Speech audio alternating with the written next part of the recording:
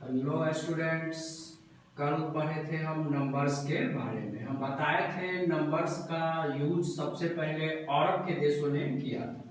उसके बाद एक और उसमें कहानी है कि अरब के देश तो नंबर का यूज किए थे, लेकिन उसे क्रमबद्ध रूप से आगे बढ़ाने का काम अरब के देशों ने नहीं किया।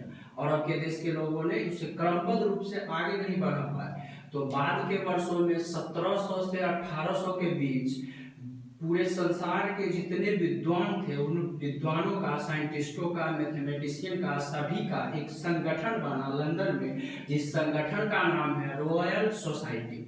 तो रॉयल सोसाइटी के लोगों द्वारा फिर इस ज्ञान को आगे बढ़ाने का काम हुआ। किसके ज्ञान को? नंबर के ज्ञान को। किस सोसाइटी द्वारा? Royal society. रॉयल सोसाइटी क्या है? तो संगठन है विद्वानों का, साइंटिस्टों का और मैथमेटिशियन का, सभी का संगठन है। और ये सोसाइटी अभी भी काम कर रही है। वर्तमान समय में भी ये सोसाइटी काम कर रही है। जैसे हम चर अचर पढ़ते हैं तो चर में दो तरह का होता है, एक वेरिएबल, एक कांस्टेंट, एक डिपेंडेंट वेरिएबल, एक इंडिपेंडेंट वेरिएबल। तो चर में डिपेंडेंट और इंडिपेंडेंट के बारे में y को अधिकतर हम लेते हैं डिपेंडेंट और x को लेते हैं इंडिपेंडेंट। तो इसके बारे में भी रॉयल सोसाइटी ने ही बताया और उन्होंने वही संगठन y को कहे कि अक्सर हम मानेंगे डिपेंडेंट और x को क्या मानेंगे? इंडिपेंडेंट। तो रॉयल सोसाइटी के द्वारा इस ज्ञान को क्रमबद्ध रूप से आगे बढ़ाने का काम किया। और अब आज हम जो पढ़ेंगे, आज का टॉपिक है story of the number line. आज का टॉपिक हम पढ़ेंगे story of the number line. Number line के बारे में पढ़ेंगे। नंबर लाइन क्या होता है, नंबर लाइन के आगे नंबर लाइन पे नंबर को कैसे डिनोट करते हैं, इसके बारे में पढ़ेंगे। तो सबसे पहले हम जानते हैं ये नंबर लाइन क्या होगा। नंबर लाइन तो नाम ही है नंबर लाइन, संख्या रेखा, यानी वैसी सरल रेखा जिस पर उसके लंबाई के अनुदिश, वैसी सरल रेखा जिस पर उसके लंबाई के अनुदिश समान अंतराल या समान रेखाखंड के साथ संख्या को दर्शाया जाता है, संख्या को स्थापित किया जाता है, संख्या रेखा कहलाती है। तो वैसी सरल रेखा जिस पर उसके लंबाई के अनुदिश, वैसी सरल रेखा जिस पर उसके लंबाई के अनुदिश समान अंतराल या समान रेखाखंड के साथ संख्या को व्यक्त किया जाता है, संख्या को स्थापित किया जाता है, संख्या को दर्शाया जाता है, कहलाते हैं संख्या रेखा। तो संख्या रेखा क्या होता है? वैसी सरल रेखा जिस पर उसके लंबाई के अनुदिश समान अंतराल या समान रेखाखंड के साथ संख्या को स्थापित किया जाता है, वो कहलाते हैं संख्या रेखा। अब संख्या रेखा पर जो संख्या स्थापित होगा वो रियल नंबर होगा। कौन नंबर होगा? Real number, finite number, defined number. Finite मतलब परिमित, ये इस पे परिमित आएगा, या परिभाषित। जो परिमित है, परिभाषित है और रियल है, उस नंबर को हम कहाँ दर्शाते हैं? संख्या रेखा। तो संख्या रेखा पर हम कैसे नंबर को दर्शाएंगे? जो परिमित होगा, परिभाषित होगा और रियल होगा। जो अपरिमित है, अपरिभाषित है, वो संख्या रेखा के बाहर चला जाए। अपरिमित, अपरिभाषित अगर आ रहा है, परिमित है तो इस पे आएगा, लेकिन अपरिमित, अपरिभाषित है तो इसके कहाँ आएगा? बाहर। अब अपरिमित, अपरिभाषित और इन्फिनिटिव।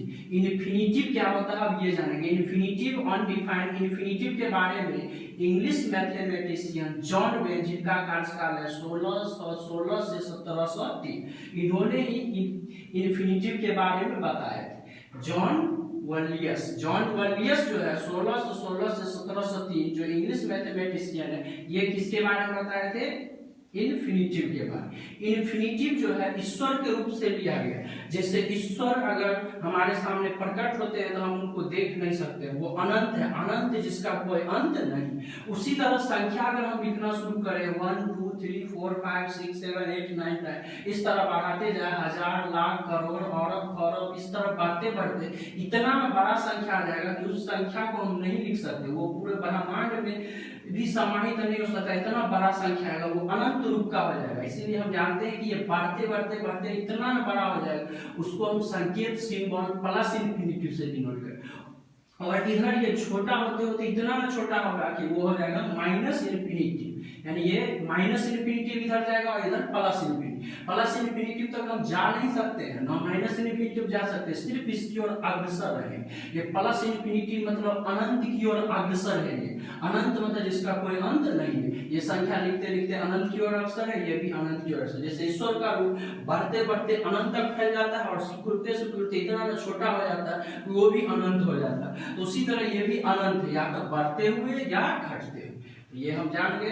अब हम ये समझ गए कि संख्या रेखा पर हम किस नंबर को डिनोट करेंगे, जो परिमित है, परिभाषित है, और जो अनंत है उसको हम संख्या रेखा पर नहीं लिख सकते क्योंकि वो उसकी ओर सिर्फ अग्रसर है, वहां तक हम पहुंच नहीं सकते, वो अनंत है।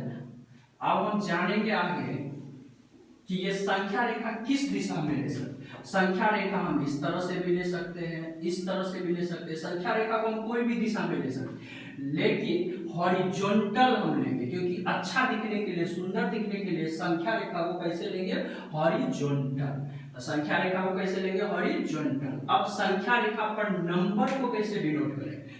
जो संख्या रेखा पर नंबर डिनोट करने के लिए किसी के संदर्भ चलेंगे, रिफरेंस सिद्धांत के अनुसार, यानी संदर्भ सिद्धांत के अनुसार। जैसे हम लोग 2D 3D ज्योमेट्री पढ़ते हैं, उसमें होता है frame of reference. Frame of reference में संदर्भ विन्यास जिसको कहते हैं, उसमें एक्स अक्ष, वाई अक्ष, 2D में 3D में एक्स अक्ष, वाई अक्ष, जेड अक्ष, तो ये हो गया फ्रेम ऑफ रेफरेंस। और यहाँ लेते हैं रिफरेंस। जैसे हम किसी के गांव जाते हैं तो किसी के अनुदिश जाएंगे, स्वयं वहां नहीं पहुंचे, किसी गांव गए तो वो कोई चौक या कोई मंदिर या कोई वहां फेवरेट चीज है वहां बुलाएगा। वहां जाने के बाद उसके घर के तरफ कौन सा रोड गया उस माध्यम से जाएंगे।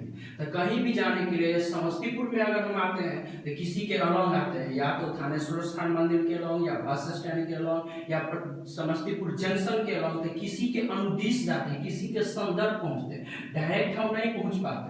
तो उसी तरह यहाँ भी हम संख्या रेखा पर जो नंबर को पोजीशन करेंगे, नंबर को स्थापित करेंगे, वो किसी के अनुदिश चले, किसी के संदर्भ लेंगे, रिफरेंस लेंगे। तो उस रिफरेंस में हम लेंगे ओरिजिन, जिसको डिनोट करते हैं ओ से, और यहाँ जीरो लिखते हैं, ओरिजिन के लिए जीरो देंगे। यहाँ ओरिजिन है जीरो, जिसको ओ से सूचित किए, और बाकी पॉइंट है A1 A2 A3 A4 A5, इधर B1 B2 B3 B4 B5।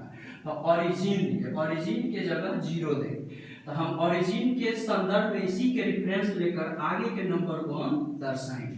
तो ओरिजिन ले लिए। अब इसके बाद इधर अनंत बिंदु है, क्योंकि लाइन जो बनता है अनंत बिंदुओं के संग्रह से, लाइन बनता है किससे, अनंत बिंदुओं के संग्रह से। अनंत बिंदुओं को मिलाने पर लाइन बनता है। इस पे अनंत बिंदु है तो ये इस पे अनंत नंबर हो, अनंत नंबर। और ये सभी नंबर रियल नंबर है, इसलिए इसका एक और नाम है रियल नंबर लाइन।